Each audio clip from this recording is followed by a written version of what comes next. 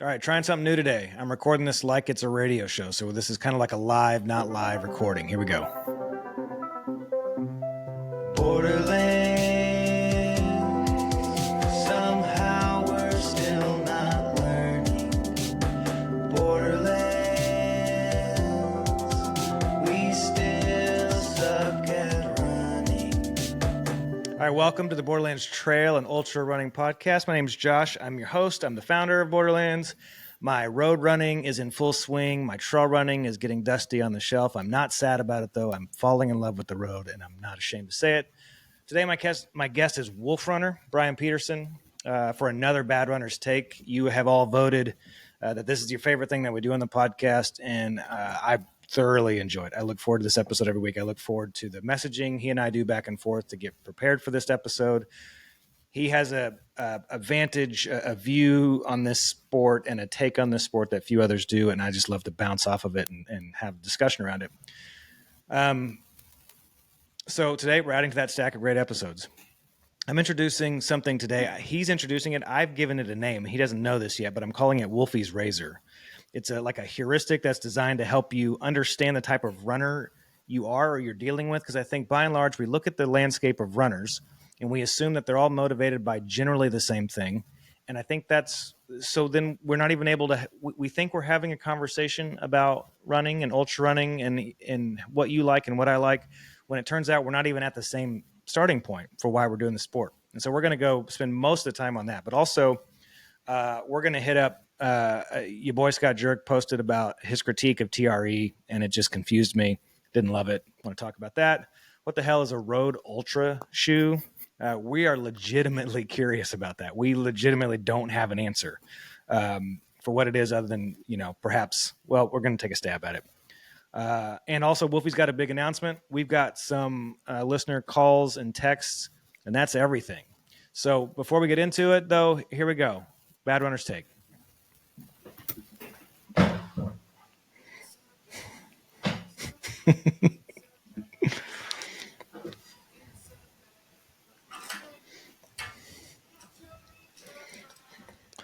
All right, Brian, welcome. I'm glad you're here. Yes, sir. Good morning. Good afternoon. Let's do it. What do you think? Wolfie's Razor. I mean, I'm going to define it, but out of the gates that we're going to donate. We should talk about it, and then we'll talk about like what this heuristic is. But we're gonna donate some much needed insight to the industry here today on this conversation. Right. That would probably lead to much better understanding. But I think I've teed up that we're going to address like the starting line, the starting point. But why don't you kind of, you send me this message, and it's got 3 different ways of thinking about who we are as trail runners, and why don't you just go for it? Yeah, totally. Yeah. So a lot of these topics that I riff on with you, they come from like self-reflection, and then, I try and blast it out to see kind of where others land with it, to see, if I'm by myself or if it resonates with anyone. And so, yeah, I mean, with my own running experience, I mean, it's been, 20 years of, having running in my life, from high school days to now being in my early 40s. So, it's certainly evolved. And as a sports fan, I've kind of seen others embrace running and pick it up, especially every 4 years during the Olympics, and put it back down. And as a fan of the history of the sport, it seems like it's gone through some, large waves of runners, adopting and coming into the sport. Trail running right now in a big boom. So yeah, it got me curious, and I kind of broke it down into 3 buckets, and then got your take on them. So kind of feel like there's the runners who are embracing the sport purely from a performance aspect, right? Mm-hmm. Either at the elite level or the elite amateur level, right? Where like they're taking themselves as seriously as somebody who can do it professionally. Yeah. They're putting in the time, the research, they're running specific workouts because they want to just, prime the body to be its best on race day. Second would be kind of those that fall into running for, I just lumped it into health, I think, right? Like mental health, physical health, community basically, right? Like making sure they're connected and plugged into people. And then the last one, which is where I thought we were seeing most of the boom recently, was in self-expression. Running kind of become this cultural cool thing to do now, or at least countercultural thing to do, where you can use running as a medium, almost like, punk rock music, right? It's kind of why Satisfy resonates right now, I think, is people are seeing the opportunity to use running, whether it's marathon road running and road clubs or dirtbag trail running, as a form of self-expression. So now that I laid those out, what did you kind of think when you heard it? Well, I mean, when I first read that, I thought, oh my gosh, yeah, okay, this is it. This is the core of where Borderlands came from. Like my manifesto that I wrote at the very beginning was the trail running industry is running in the wrong direction because it's marketing like Nike or Adidas, put your stuff on the best runner out there, and then expect that to lead to sales of that gear. But we're a sport that when we see the sport and we're inspired by the sport, perhaps we'll buy something, but we're only going to buy it because ultimately we want to go do it. We want to do the sport. When I see Messi do well, I don't want to go buy a soccer ball and go kick a soccer ball. I want to get a Messi jersey. I want to fly to Miami and put and watch him play. So we respond differently. But I think had I seen it broken down so simply, I would think, oh yeah, it markets as if everyone in the sport is here for performance. And at the time with Borderlands, I was just thinking, hey, we're not. I think mental health has as a term has been washed into almost like meaninglessness without delving in further. But at the time, I was thinking like, hey, yeah, I do this for like my head. I do this for like I believe I'm tough and I don't have any way to prove it. Like all these things, but it would have fallen nice and cleanly in that bucket of health. But for my brain, for my body, I always talk about the gift of this sport is that it's giving me 10 more years of at the end of my life and hopefully quality years. And then the stress of this sport also is taking away 5 years of my life. So I'm net 5 more years because of this sport. But the way I always talk about was in that health space. And then the boom that we're observing is in this self-expression space. So they market as if everyone's here for performance when a lot of people are making the move in for mental health, community, all of these things. But right now, the people who are leading the way are the people who are in it for self-expression or who are marketing self-expression, which is Norda, like you said, Satisfy. When I think of people who really like align themselves with something to express themselves for it, those seem to be out there. I think Death March, a lot of the people that I see that are the ambassadors for that seem to fit that really well as well. So what I feel like this has done is given me like this better way of talking about it, thinking like, okay, big brands, you're in this bucket. I've been living in this bucket. But now I understand that this third bucket of self-expression seems to be where the money is right now, where it's at right now. A lot of people are identifying. So that's how I took it. And that's why I was so stoked on it. Yeah. Yeah. So I think, it definitely makes sense as to why we're seeing the effects, at something like TRE recently that happened with the way that everything's kind of changing and how the brands show up there and want to engage with the, the business to business side of it. If you step back a little bit, like the performance aspect of it, I think is a kind of a younger group, essentially, right? Like I think that's kind of how you get into it when you're in high school. Like it's like performance based, right? It's just like any other varsity sport. You want to, continue to shave seconds off your 5K time, your track time, whatever event is you're doing, right? And natural goal is to maybe go run collegiately or whatever your goal is, right? But it is somewhat performance based, or at least it was for me. And then as you kind of get beyond that, right, and you fall in love with running without the need for performance gains, then you've kind of you've got to go somewhere and pivot, right? You've got to still keep the passion alive. And I think that's where like you said, like the benefits of it, because life becomes more stressful as we get older. You get a real career when you get outside of high school or academia. You've got family, like, running provides a different benefit to you. So it evolves. It's very fluid. And I think what happened in like the 70s, 80s with everything was like it was this term jogging that became a phenomenon. Like that wasn't even in the lexicon of American culture anywhere. And so everybody wanted to be part of this jogging fad, right? And jogging was healthy, right? It wasn't bad for your knees. It was good for your life. Like everybody embraced it. And then now, I think with social media and a lot of brands, wanting to connect with runners that are finding joy in self-expression. Now that's why we're starting to see run clubs grow in popularity. There's 50,000 people running these major city marathon events now, with hundreds of thousands that are applying to run for them. I mean, it's a massive growth now, and it's just all three of these factors probably converging together. And it's a good time to be a part of running, whether you got a business or you're just a participant and fan of the sport.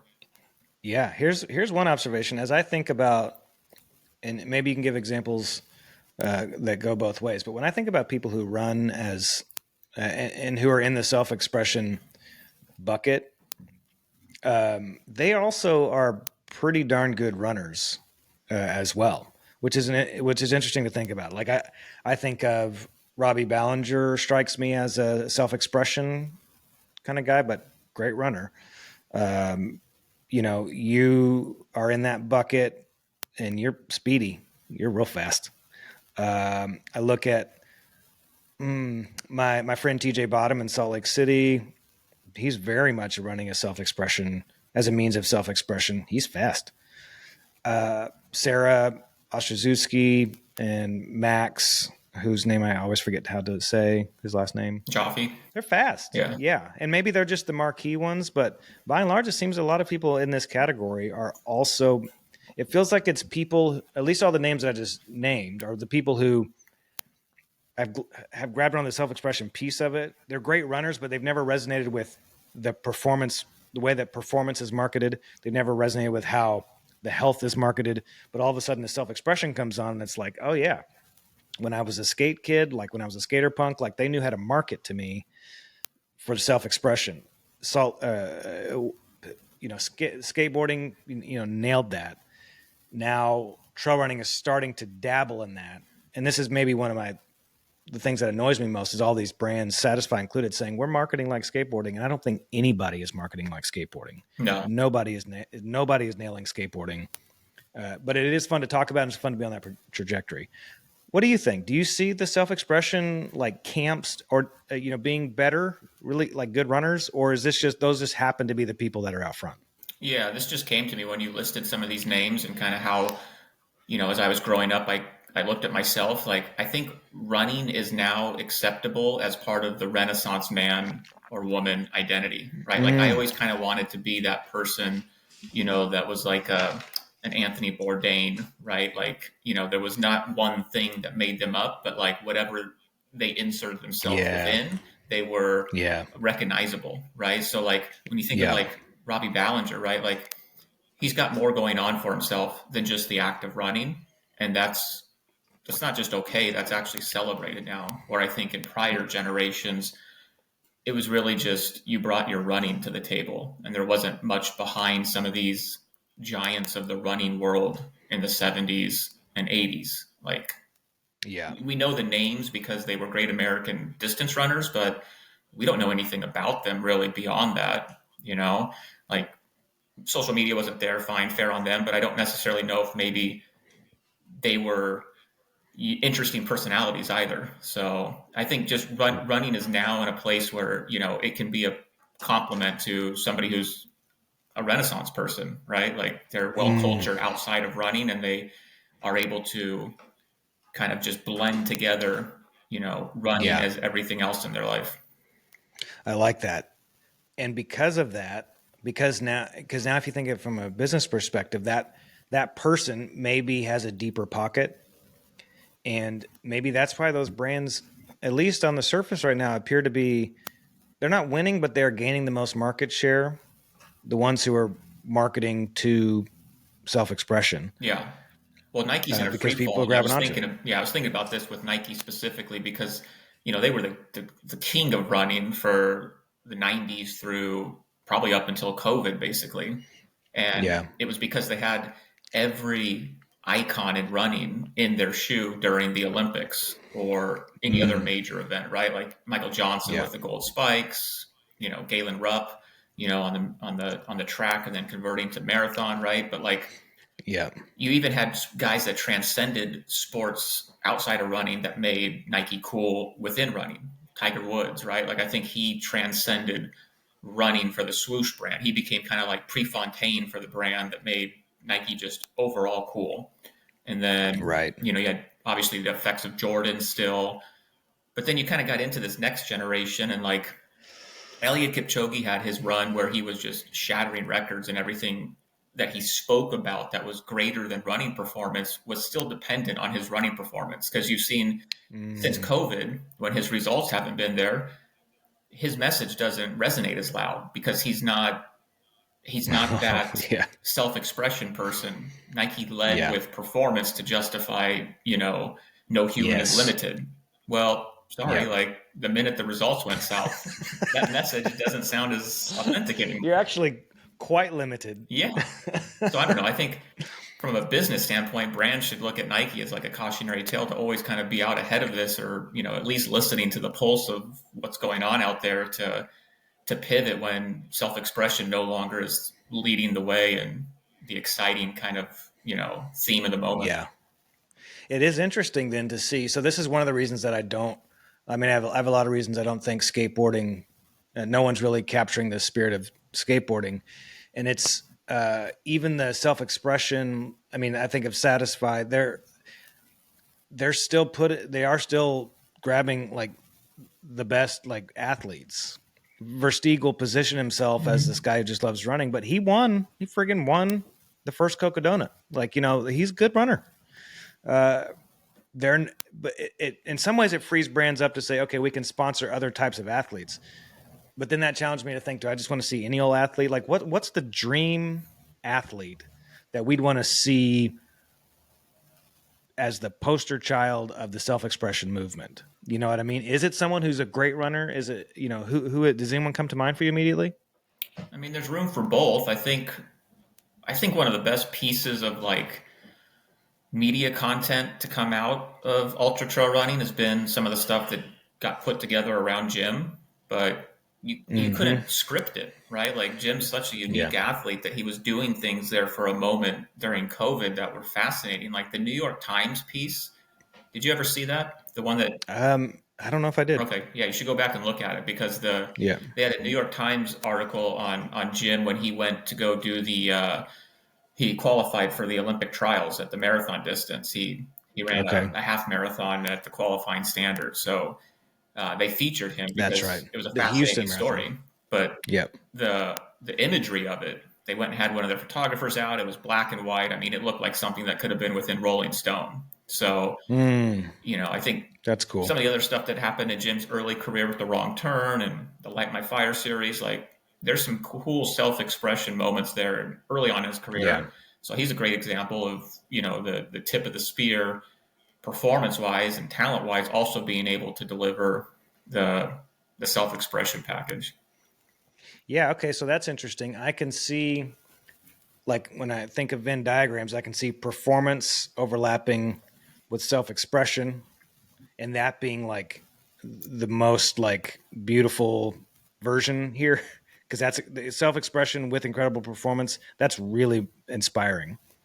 The circle of performance overlapping with health isn't terribly exciting to me. That marketing doesn't get me.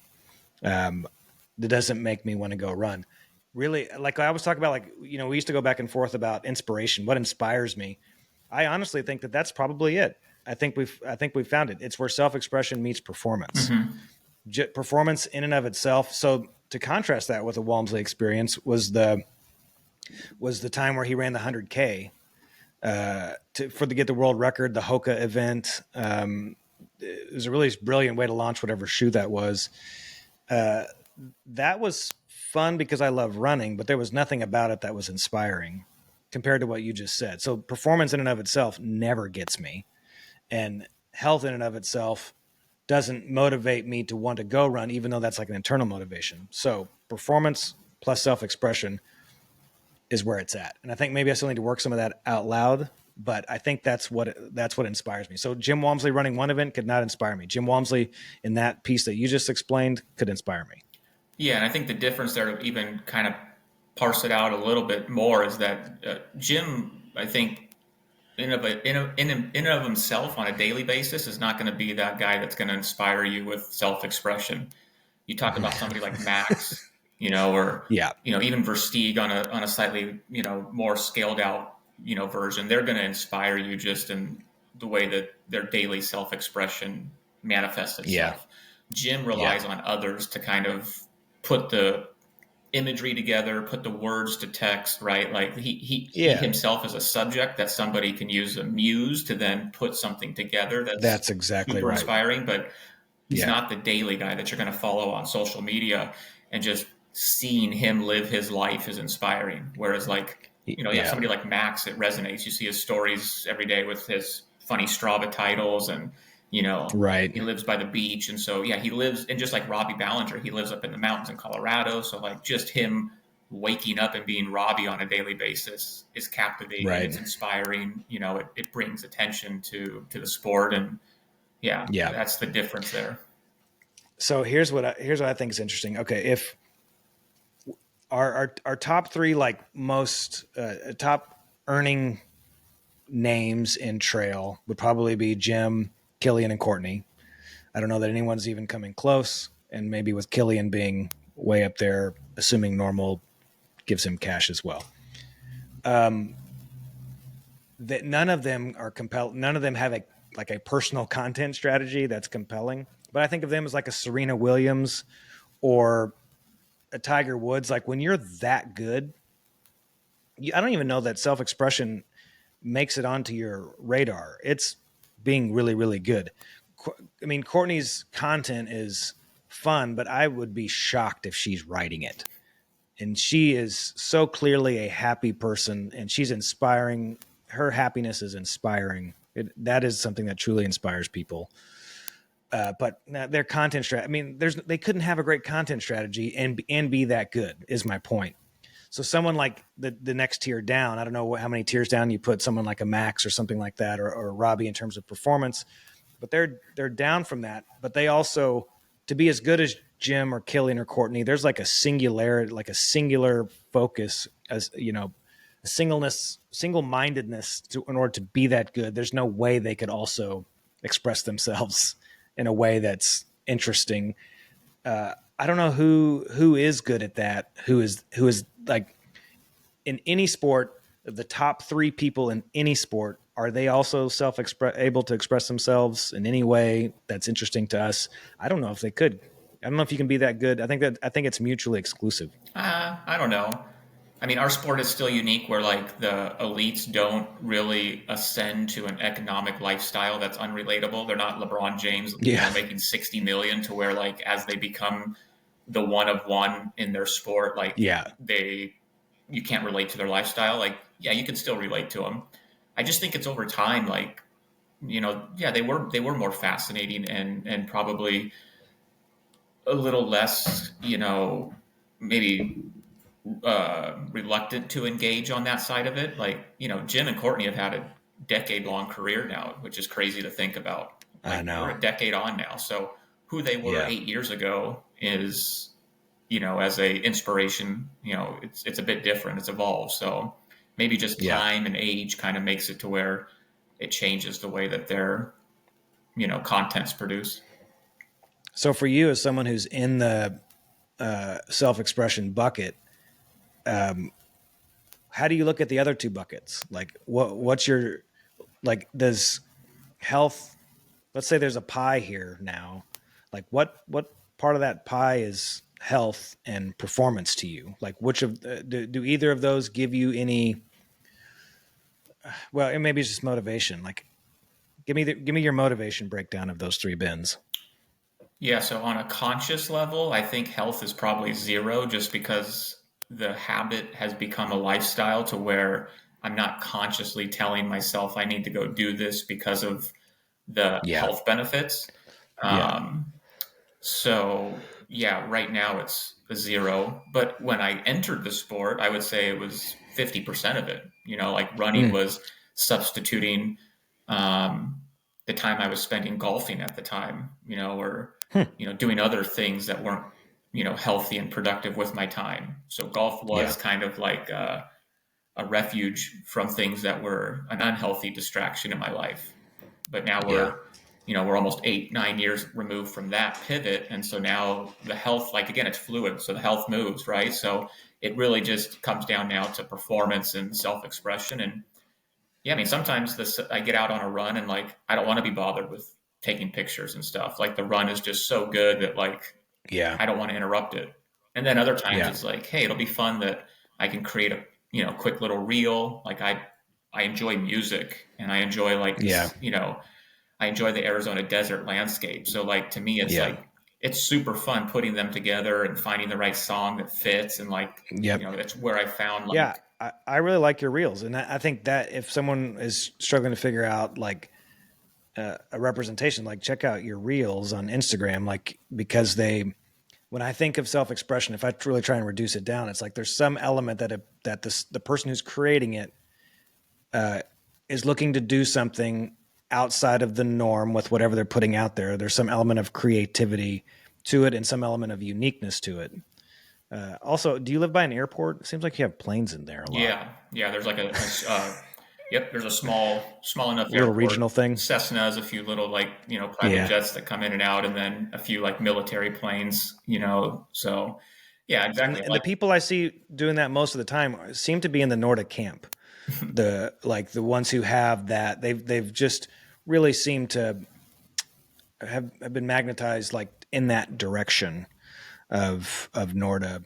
But yeah, your stuff's super creative. Your reels are super creative, and so I just feel like okay, that's self-expression. So you're out running, and you're like overflow of that run is like, hey, I'm seeing beautiful things. I'm seeing interesting things. I'm seeing this airplane. I'm seeing this. I love this part of my run. I want to make sure and capture this part of my run. And then okay, so here's my question to the self-expression person: why? For me personally, it's just it's rewarding. I do it selfishly for myself. The way that I put it together are things that I would have wanted to have seen. And there's not necessarily a lot of that out there. And secondarily, like I mean, I've always wanted to do something within music or within a creative art space, but never found anything that I was good at. So my voice is terrible for singing. I'm not thrilled with how it sounds on the podcast. So that was never an option.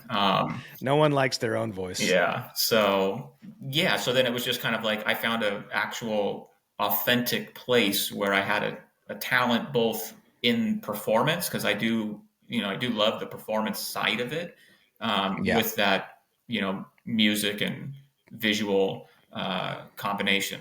So that's why, because I loved it. And like, I finally found something that was like an authentic way to express my whole self. Yeah. Okay. So in terms of the razor, let's see.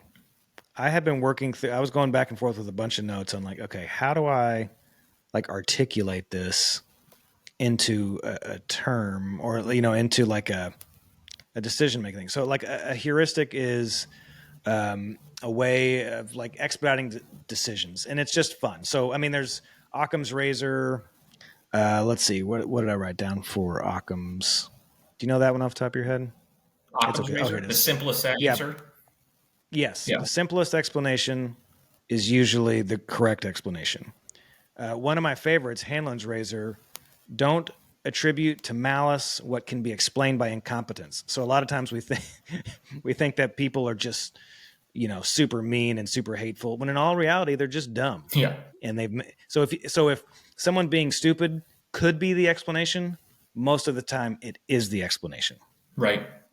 So I thought, okay, these are useful. I think there's something in here with what you have put forward that I would love to see turned into a razor. There you go. I couldn't quite nail it, but when interpreting modern running culture assumes self-expression drives decisions before performance or health, I think if our opening assumption is self-expression, because for so long the opening assumption has been performance, and I just think that's not the sport at all. More than ever, it's health, and then like the dilution of the idea of mental health, which can be an episode in and of itself. I'm not saying mental health is a bad thing. I'm saying the term has been diluted and needs to be recaptured or given a new name. But I think for me, it's the assumption is someone's in the sport for self-expression. Like there's something about it that they're telling a story of who they are long before. I think health is secondary. And I think for 90% of the sport, I want to run a little bit better than I did last time, but I don't think that's the driving force. I think it's self-expression. I totally agree, especially in ultra trail running, because you're making you're making a conscious choice, to kind of like either pivot your road running experience into now this ultra scene. But like, let's be honest, like you're probably not training any harder or at any increased level, but like psychologically, like this was for me the truth as well. Like it's a great feeling to then call yourself an ultra runner. Yeah. You know what I mean? There's, an elevated, sense of self when you can refer to yourself as ultra runners. And the reaction that you get from people when they hear that you do these ultras is a much different response than when somebody hears that you're doing a marathon.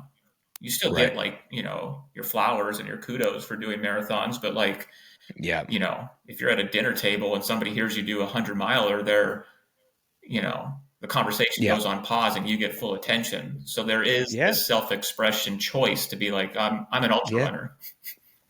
Yeah. It's one of those things like, everybody will have, every industry, every hobby, everything kind of has that thing, but like you say it and you like wear that on yourself and you belong to something by saying that. And when I think of ultra runner, when I tell people I'm an ultra runner, I like that instant. I like most every single person in the world that instantly associates me with. It's like, oh, I know this other guy is an ultra runner. I don't care what that guy's politics are. I don't care what that guy's day job is. I don't care how big his house is, how small his house is. If he has a house, can he drive? None of that matters. I know that if I met this person, we would have a great conversation for at least 30 minutes. We'd have a really nice conversation and maybe we even become long-term friends. There's a high likelihood of it, actually. I like that. Right. Yeah, I totally agree. So that's good. Okay. Wolfie's Razor. I'm going to keep developing that. And so we just have the nice, concise language. But all right, your boy, Scott Jurek, posted about TRE. And okay, so TRE, the running event, it's not a retail event. It's not a consumer event. It's not something that anyone who's not in the industry is going to go to. But then those who do go to it, they post a lot about it. They say a lot of things about it. They post about it as if the running event is a retail consumer event. Like, hey, everybody in the world who runs, I know you want to be here. I don't want to be at a convention. I don't want to be there. I want to see some people there. I'd love to mingle. I know there's deals being done and I'm trying to do deals. So that's what conventions are good for. But by and large, any convention I've ever been to, I have not gone to it, if you know what I mean. I would travel to it and then I can't, it's really hard for me. I would not have said this out loud if then your boy Scott Jerk makes this post and a lot of people loved it. And it's like just this really crude take on, what is it on TRE being like a circle jerk and all this sort of stuff. And it's like, okay, this felt a little bit loaded. I don't feel the need to defend TRE, but at the same time, it just seems like it just bugged me. I don't know. Did you see it? Yeah, I think the analogy I came up for it with is it's like self-deprecating humor on on an insider joke level, because like the only people like you have to be an attendee of TRE to get some of the like granular specifics that he's digging at, right? Like I think those that laughed most are the ones that have gone and personally experienced TRE, right? So like it's self-telling that your boy Scott Jurek like has the ability to connect, this meme in a humorful way with those that go. So he's clearly on the inside circle, right? Like it's not like he's necessarily the outsider lobbing the grenade in and like calling them out. Like he's within that circle and experiences it and then comes back and does some like self-deprecating, shame on the event, right? But it's kind of like the Oscars, right? Like it's the celebrities getting together and celebrating themselves, giving each other awards. Yeah, and my least favorite thing in the world. Yeah, and then the following week making fun of themselves for how vain they are. This is exactly what it was. It's like we get together and we applaud each other and talk about how cool the industry is and how great everything is and how we're doing so much work and pioneering the sport. And then the next week we go back and we got to, shit on ourselves. So we have a little bit of a balance. That's how I took it. Well, I think that's really good. And here's one of the things that is interesting to me is that so much of the podcast world, so much of it, and I'm guilty of this, but so much of it does end up being just industry talk. I think this is one of the things that Joe Corcione does really well is that he's a running podcast for runners who want to run better. But a lot of times Free Trail, Second Nature, of course, it's like the core premise of it, but it ends up being like a businessy podcast. So sometimes like it's hard to find a podcast. I think maybe Coopcast, if you can listen to it, can get you, how to run better. And not the podcast should be that. And I'm trying to steer away from business, even though my mind always goes toward business. But I think, in general, I wonder just how many of the self-expression runners out there, since, our razor is that they all are until proven otherwise, care.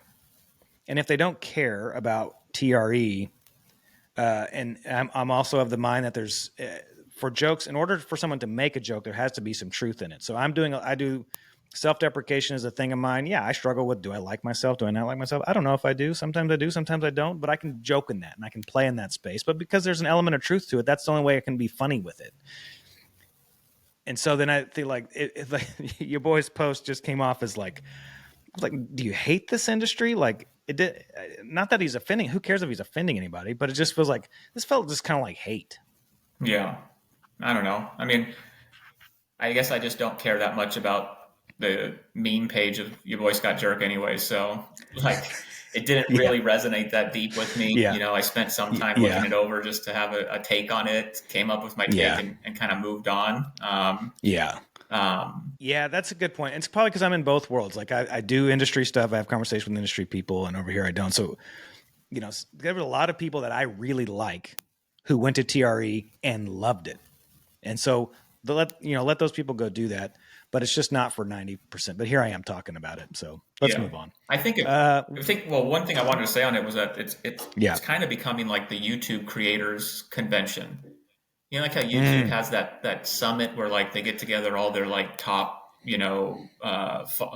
subscriber accounts, and they have this convention for YouTube creators to kind of like, connect with each other, I guess, share best practices, right? And like that's kind of what TRE is becoming, because for me, it's kind of like Believe in the Run and Kofuzi. Like they use, like, are they just influencers? Like they get a pass, I think, but aren't they just like if you're a shoe reviewer, you're influencing people's decisions on what shoe to buy because you're reviewing it and giving your experience on how you like the shoe, and the brands are directly paying for them to engage. But like you never hear Kofuzi or the Believe in the Run guys categorized as influencers. They kind of get a pass on it. Are they just doing it the best way to do it to where you don't get the scarlet letter? Yeah, I mean, okay, so check out this segue. I think of Gear Patrol. So they're all in the same for me.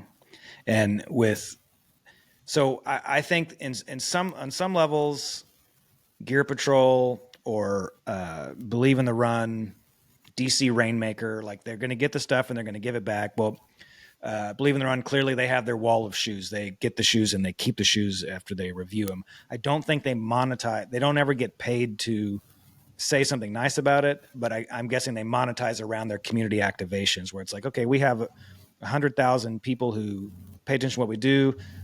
We're going to review your shoe, give it the most honest feedback we possibly can, like it or hate it. However, if you want to do business with us, we should, let's do a community activation at the New York Marathon.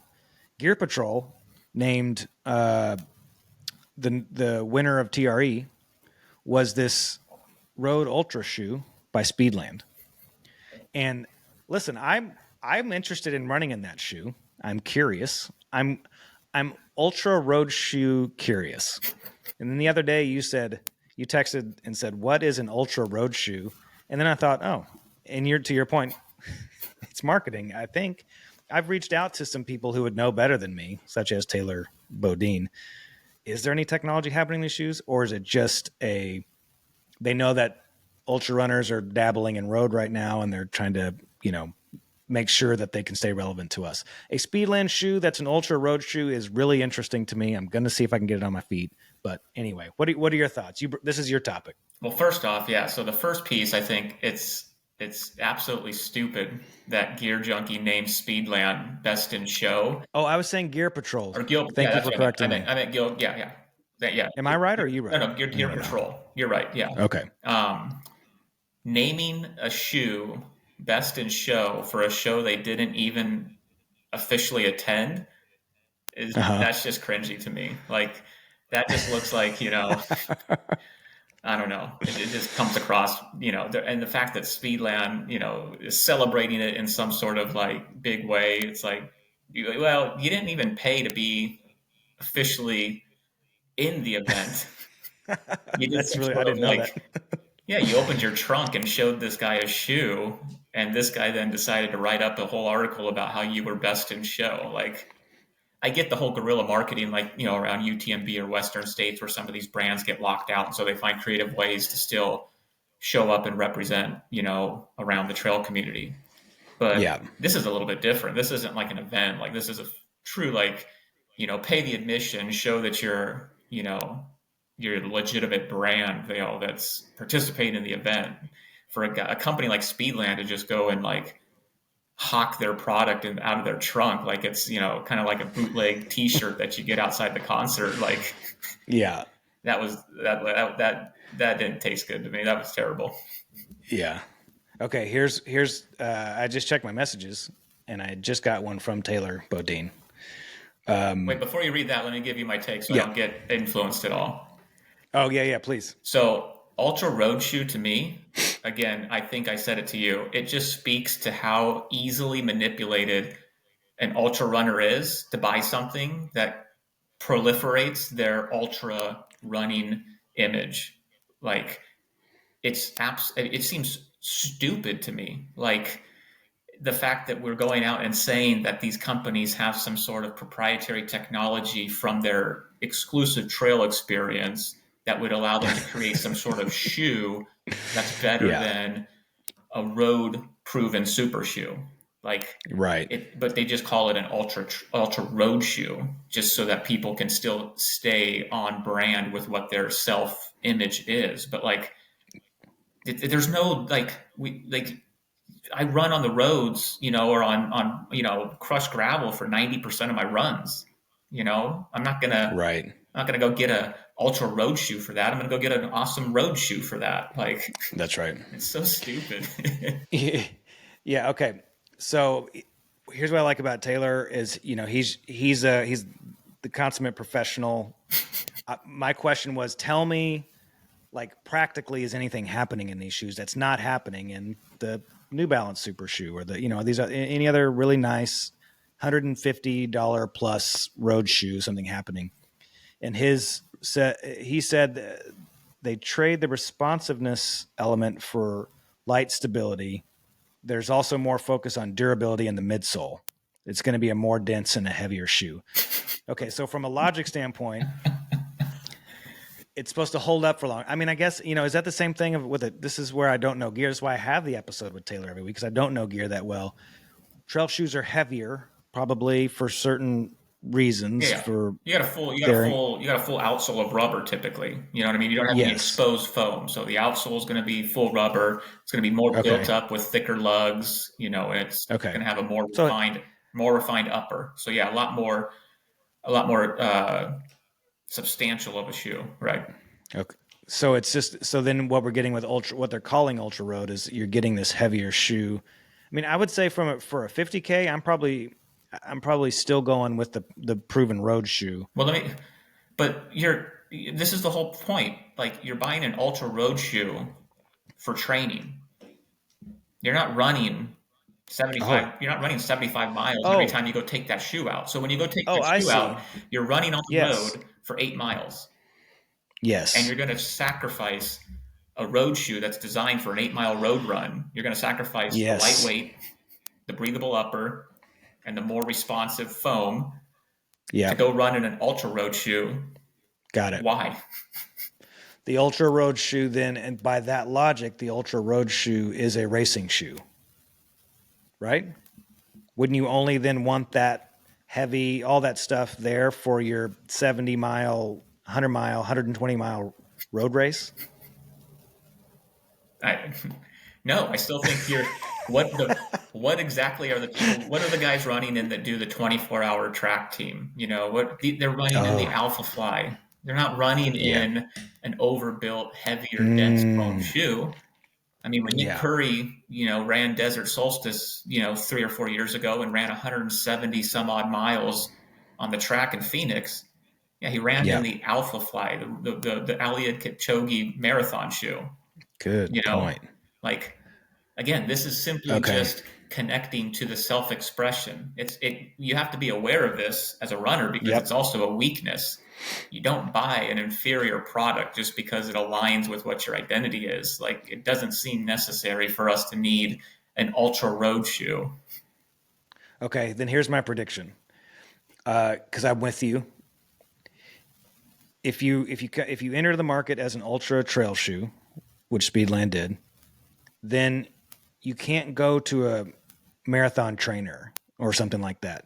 You have to go across to road ultra, down to marathon, and down. Because you're right now, to your point, they've gone ultra trail across to ultra road. Their original audience doesn't abandon them for that. In fact, their original audience, like me, even though I've never bought a pair or owned a pair or even put a pair on, I look at them and say, "Oh, okay, that's still me." No, is Debo going to be wearing some road shoes? Where that's flawed, and where this basically becomes a negative to the Speedland brand is that they built the Ultra Speedland, or just a trail, not Ultra. They built the best trail shoe from the best components, sacrificing nothing, at a price point that said, we're bringing the best trail shoe to market. Now, when you want to go to road, you have to still live that same brand ethos. And they're not. Now what they're doing is saying, here's our road ultra shoe that is a diluted version of the best road ultra shoe on the market. You know what I mean? Like, you can run ultra distances in the best marathon trainer or race day marathon shoe. You can.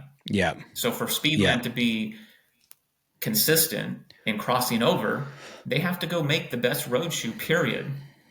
Right. But if you're an ultra road shoe where your only competition is Mount to Coast, if you're in this sort of synthetic category, as we've declared it, this is a marketing thing. Right now, in order for them to be the best, they have to be better than Mount to Coast. I don't know anyone else who's calling themselves an ultra road shoe. Maybe there's more. I don't know. Yeah, possibly. I mean, I hope that we don't see more of it, because to me, it's not doing the runner a service by producing inferior products, or because again, you're training at distances that already have equipment designed for that distance. So you're leaving the small pond. Yeah, you go buy the Speedland Ultra Road shoe and you go run 15 miles in it. That's not an ultra distance. Yeah. Like right. Yeah. So they're right now they're big fish in a small pond. Now the thing about Dave and Kevin is that they could go be big fish in a big pond.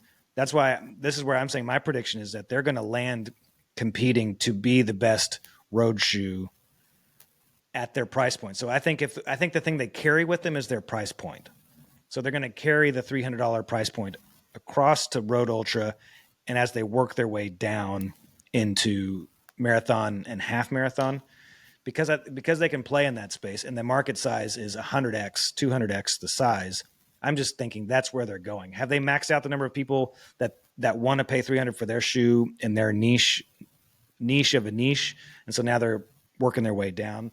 My prediction is that they're going to go compete to be the best $300 road shoe sub marathon 5 years from now. If they survive, that's what they're going to do. That's my bad runner's take. I don't think that they're expanding their user base by any large amount. I think what they've done is brought a product to market that those early adopters are going to buy, but nobody that's running roads is going to then buy the Speedland Ultra Road shoe. not nobody, but okay, a small, very small number. So you haven't expanded your user base or your customer. Yes. You've just given a product now that they can add to their quiver. Yeah, it's cheaper to sell more things to your existing customer than it is to go get new customers.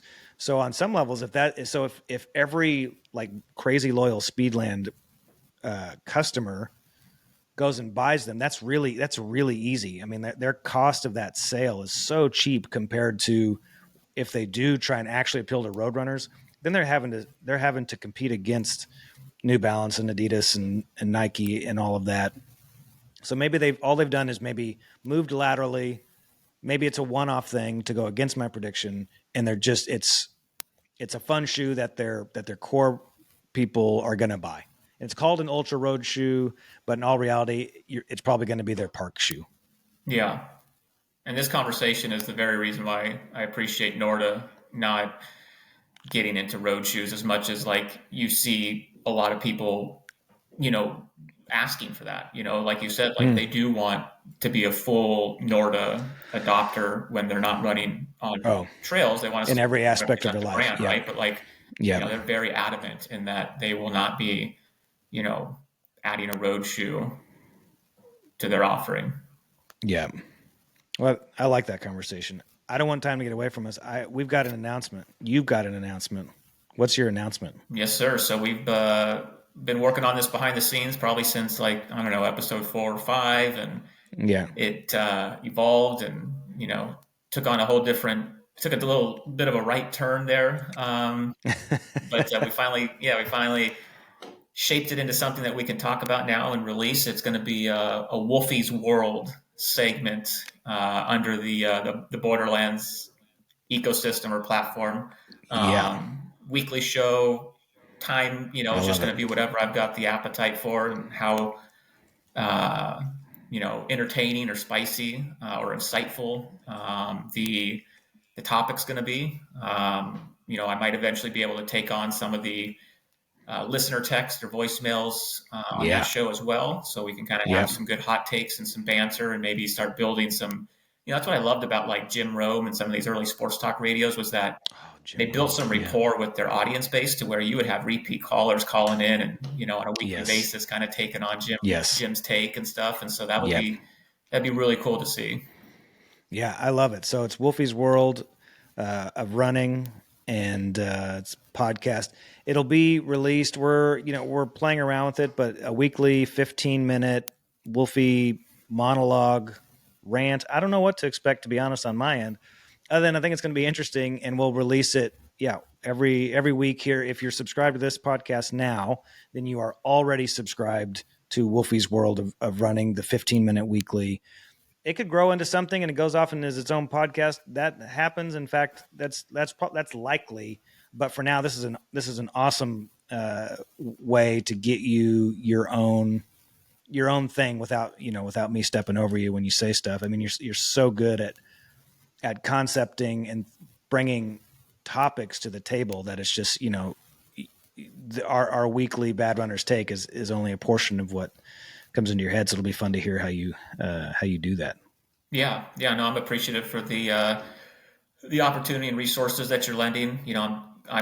It's one of my talents is not the production end of it or like how you make the sausage and get the actual podcast out on these platforms. Like I'm definitely more boomer when it comes to that type of stuff. So I'm a geriatric millennial. I think you are literally, because were you born in 82? 81? 82. I mean, are you technically Generation X? I don't know. Yeah, I think whatever it is, I straddle the fence and then, more heavily lean, I think, with the generation before my head. I don't know what it is, but yeah. Yeah, I'm the geriatric millennial. I'm the first. I remember my whole high school life, there was no technology. So I love that. I have a fondness for that, and I can talk to people and relate to people who are like that, but then also, the first adopter of it. Okay. Well, that's awesome. So we're targeting what? Next week? Yeah. I think, middle of December. So that's already here upon us. So, all right. Yeah, we'll definitely be able to jump into that full steam.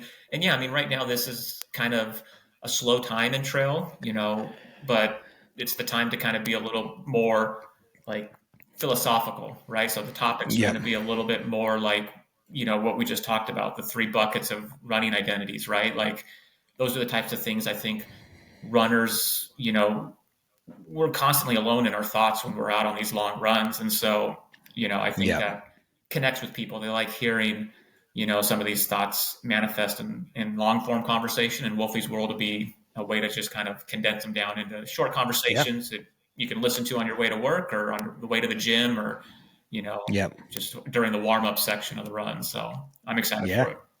Yeah, man. Yeah, me too. Okay, here's a text that we got. It says, just want to say I've enjoyed the podcast very much since discovering it a few months ago. However, I disagree with your take on the Matt Choi situation.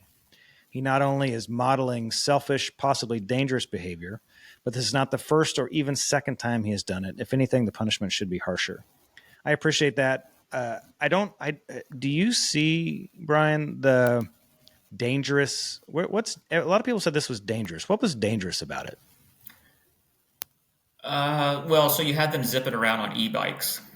So from a danger were they like weaving through runners? Yeah, I mean, again, I don't know specifically exactly, but like, yeah, I mean, anytime you got people zipping up and down the course alongside tens of thousands of runners on e-bikes, their distraction and attention levels are focused on one runner. So maybe, exactly. I mean, it could have been a recipe for disaster if somebody would have gotten taken out a participant or a spectator. But I'm glad somebody brought this up. I didn't know this came up. So this dude now went and did a High Rocks event, and Matt Choi. Yeah. And he's under the microscope, obviously, because of what just happened. And now there's video footage or photography footage of him cheating, basically, not completing, each section of the competition to its fullest. Like you're supposed to push this sled across a white line. The sled was stopped short and he moved on to the next discipline. And so there was a lot of chatter about that. So, clearly the guy can't get out of his own way. I don't know. I don't know him personally, to make judgments on his character of, if he's just a dishonest person and in it just for the vanity of everything. But he's definitely not made a lot of friends post that New York debacle. Yeah. I mean, my take was that I think they should reinstate him next year, but not with dangerous behavior.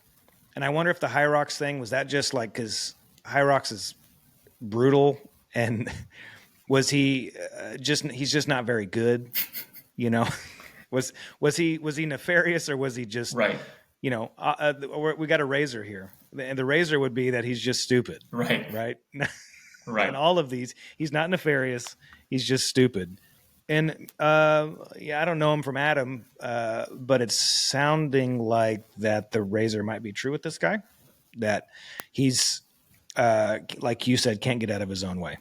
Right. I still think that he should be reinstated, but not allowed to do content. But maybe here's the problem. Maybe he can't be trusted. And so if they say, you can run, but you can't do in-race content ever again, well, is the dude going to sneak a camera on?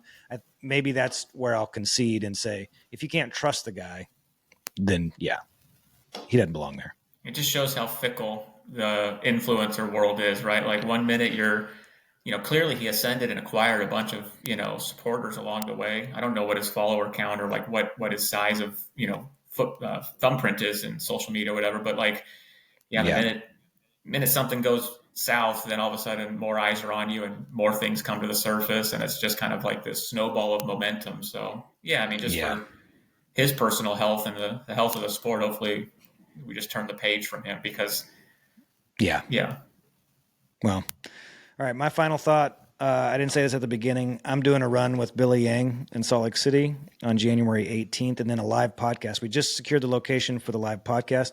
The 5K is up on Ultra sign up. It's not actually a race. It's just fun.